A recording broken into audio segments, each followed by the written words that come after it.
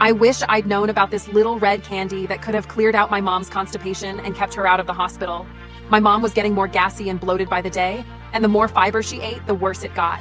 And after a week of laxatives and castor oil, she was in so much pain, I didn't think she was gonna make it. So I got her another appointment with the doctor.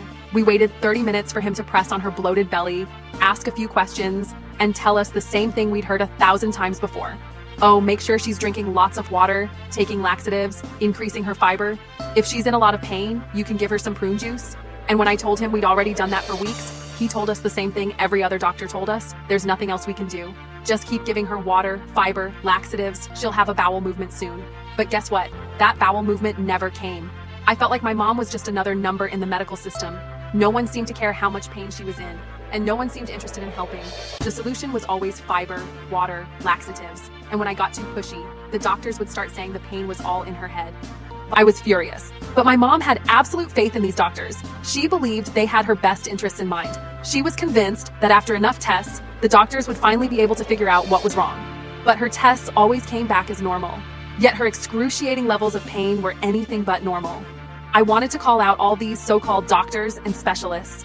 I wanted to scream, this isn't right. It's not all in her head. And she's been following your stupid elimination diets for weeks. She's eating fiber, taking the laxatives, and she's just getting worse and worse, and no one's doing a damn thing about it.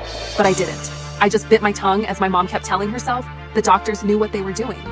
And she kept telling herself that until the day they put her on the operating table. It hadn't even been a full month, but her life savings were nearly gone, and she looked 9 months pregnant. There was no doubt in my mind her life was in danger. She was so backed up that her intestines had stretched themselves out, making it nearly impossible to go. I overheard the doctors calling it a megacolon and a complete obstruction, right? And because she couldn't go, all those toxins and bacteria in her poop started spilling back into her bloodstream. The surgeons basically had to cut her open and scoop out all the fiber that they kept telling her to eat. And that is when I swore I would never let something like this happen to my mom ever again. I was done messing around with doctors who didn't know enough or didn't care enough to figure out what was really going on. So I started looking for some of the world's best gut doctors. And after a lot of digging, I kept seeing the same name come up over and over, Dr. Gina Sam.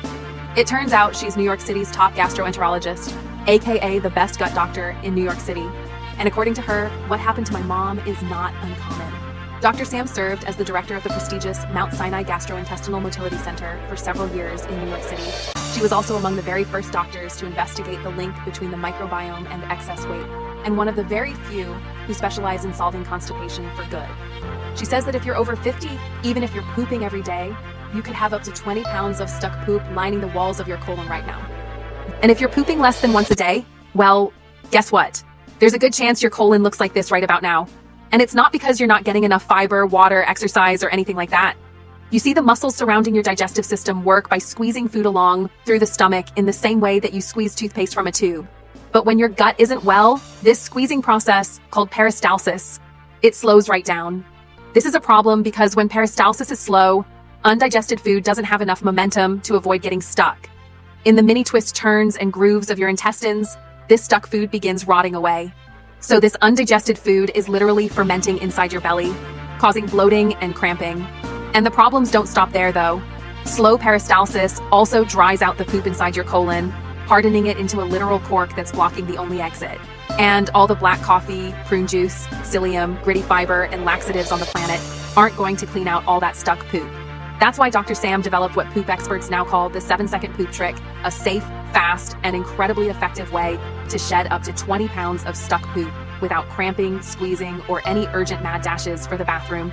And she just recorded a very brief presentation explaining exactly how this 7-second morning ritual can give you a safe, comfortable, and beyond satisfying poop every single morning from now on. So if you're feeling backed up, if you're feeling bloated and constipated, tap the button below this video to see Dr. Sam's 7-second poop trick.